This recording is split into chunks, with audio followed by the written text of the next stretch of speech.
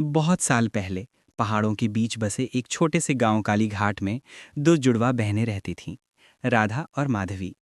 दोनों एक दूसरे की परछाई थीं। एक जैसी शक्ल, एक जैसी आवाज, लेकिन स्वभाव बिल्कुल उल्टा।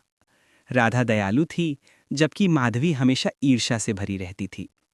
गांव में सभी राधा को पसंद करते थे, क्योंकि वो लोगों की मदद करती थी, जबकि माधवी को लोग काली चुड़ैल कहते थे, क्योंकि वो अंधेरे में अकेले हंसती और जंगल से अजीब आवाजें बुलाती थी।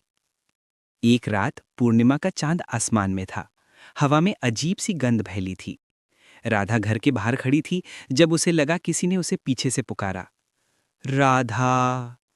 वो मुड़ी, पर वहां कोई नहीं था। तभी अचानक दरवाजा अपने आप खुला और माधवी अंदर आ गई। उसकी आंखें लाल थीं और चेहरे पर अजीब सी मुस्कान थी। अब गांव वाले तुझे नहीं, मुझे याद रखेंगे। इतना कहकर उसने गले से काला धागा निकाला और कुछ मंत्र बुदबुदाए। राधा चीख उठी, उसका शरीर कांपने लगा और कुछ ही पलों में उसका चेहरा वैसा हो गया जैसे उस पर किसी ने स्याही फेंक दी हो। माधवी ने उसकी आत्मा को अपने अंदर कैद कर लिया। सुबह गांव वालों को राधा का शरीर घर के बाहर पड़ा मिला, लेकिन चेहरे पर कोई पहचान नहीं थी। लोगों ने सोचा माधवी ने उसे मार डाला है और उसे गांव से निकाल दिया। माधवी जंगल में जाकर एक पुरानी झोपड़ी में रहने लगी।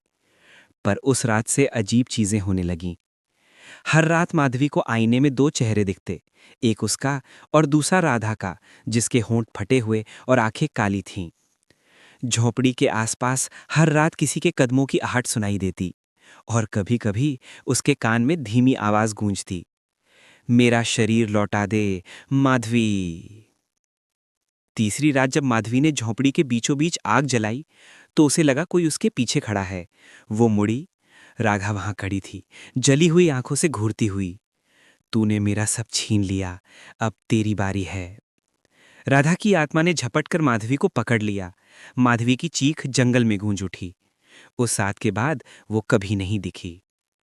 कई साल बाद जब गांव के कुछ लोग उस झोपड़ी के पास गए, तो उन्होंने देखा, दीवार पर दो परछाइयां थीं जो धूप में भी हिल रही थीं, और अगर कोई ध्यान से सुनता तो हवा में धीमी आवाज सुनाई देती, एक शरीर, दो आत्माएं, हम जुड़वा हैं, हमेशा के लिए।